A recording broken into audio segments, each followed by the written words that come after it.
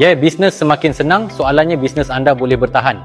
Ini sebab ramai akan gulung tikar sebelum 2028. Bukan sebab 2025 makin mencabar, tapi sebab persaingan akan jadi lebih kejam.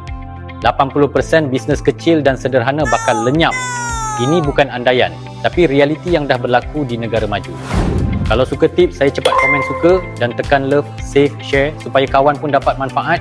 Nak niaga bersama Sean, klik link dalam bio atau klik learn more. Tengok sekeliling, rumah makin banyak tapi jual susah.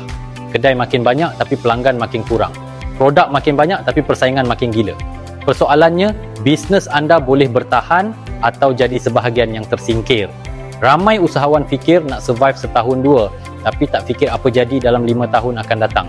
Bila market makin sesak, anda kena tahu strategi untuk kekal relevan.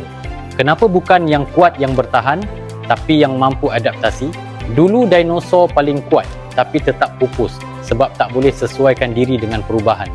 Tanya diri sendiri, apa rupa industri anda dalam 3 hingga 5 tahun lagi? Siapa pesaing yang bakal jatuhkan anda? Bagaimana nak ambil peluang bila industri berubah? Bisnes yang ada strategi jangka panjang akan menang.